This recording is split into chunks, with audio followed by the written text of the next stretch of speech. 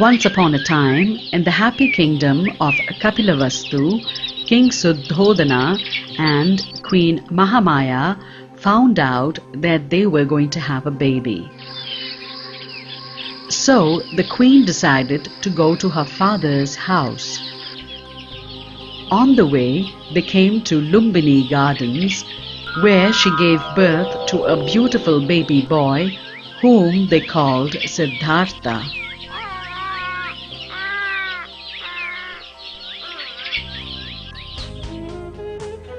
Sadly, 7 days later, the queen died. A wise man named Kaladevala told the king that when Siddhartha grew up, he would see things that would make him unhappy and cause him to leave for the forest.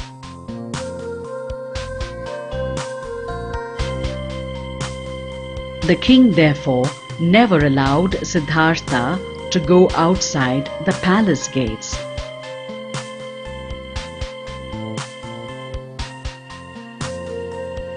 Siddhartha was a bright and happy child who was very caring and gentle. One day, Siddhartha and his cousin Devadatta were taking a walk.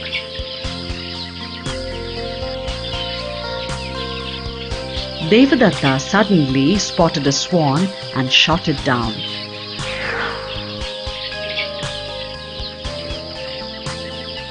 They then ran to see the wounded bird. Siddhartha was horrified to see the wounded bird. He pulled out the arrow and applied some herbs over the wound.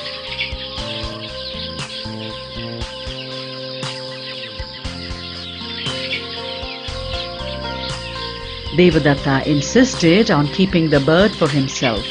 So they went to the wise man of the court, who declared that the swan belonged to the person who saved it and not to the person who tried to take its life away.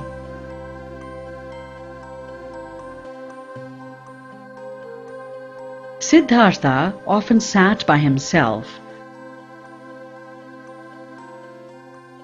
One day, Siddhartha accompanied his father to watch a bullfight, but after a while, he quickly slipped away. He was later found meditating under a tree, quiet and happy by himself.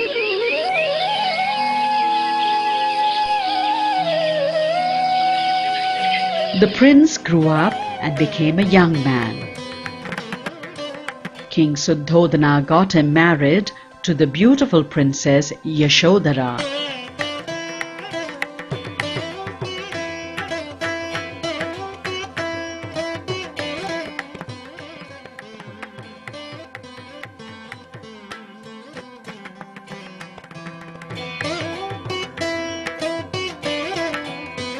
But Siddhartha wasn't happy in the palace.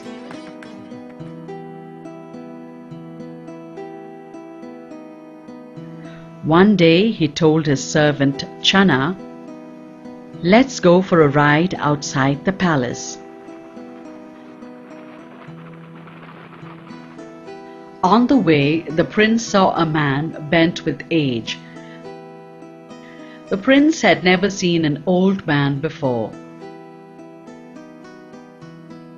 "What is that?" he asked Channa. "That is an old man," said Channa. "We will all grow old one day, Prince." The prince was very upset and went back to his palace.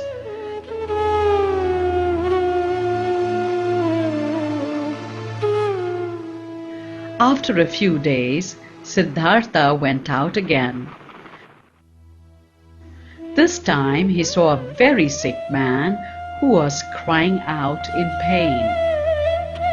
Siddhartha had never seen a sick man before, and so he asked Channa, "Why is that man crying?" "He is sick and is crying in pain," replied Channa. Again, Siddhartha was very upset and went back to the palace.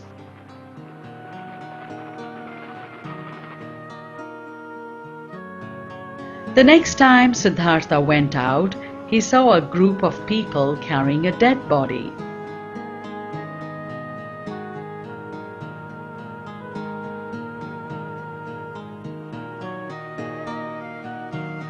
Channa explained to Siddhartha that he was seeing a dead person and said, "One day we will all die." Siddhartha realized that his father had kept him inside the palace to protect him from these things.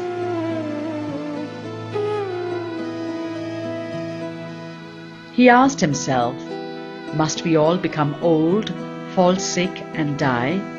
Is there no other way?" Siddhartha went out again. This time he saw a man with a shaven head, wearing orange robes and carrying a bowl in his hand. The man looked very content. Siddhartha asked Channa, "Who is that man?"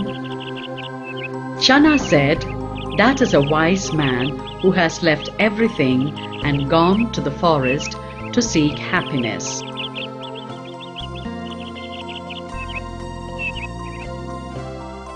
Siddhartha thought over all the things he had seen.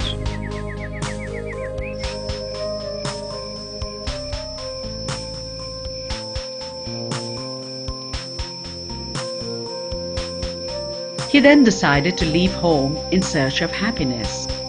So, one night, while his wife and son Rahula were fast asleep, Siddhartha, along with his faithful servant Channa, quietly left the palace.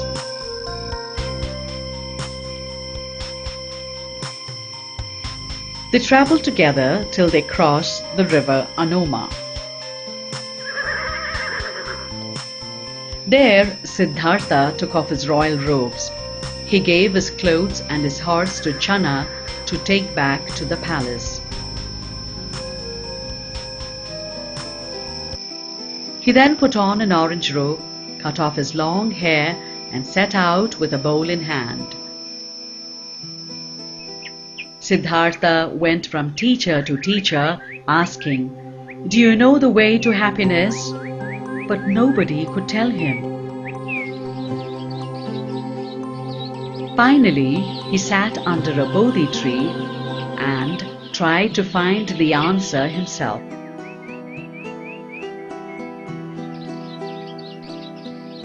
Many days later, his quest ended. He had now become a wise man, and people called him Gautama Buddha.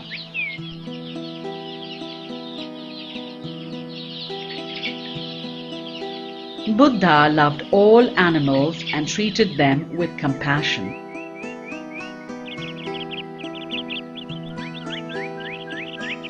Once his jealous cousin Devadatta sent wild elephants to attack Buddha. However, on seeing Buddha, the elephants bowed down before him.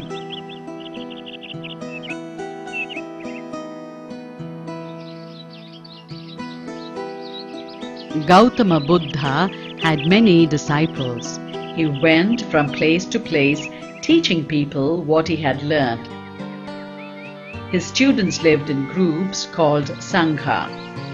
He preached that one could attain happiness by being content with what one had and showing compassion to all beings. When Buddha returned to Kapilavastu, his father, wife and son, along with many others, became his disciples. One of his relatives, called Ananda, became Buddha's faithful disciple and took care of him when he grew old. Buddha preached for another 45 years. By then, he had become an old man of 80 years. Finally, at a place called Kusinara, he lay down below the sala trees and breathed his last.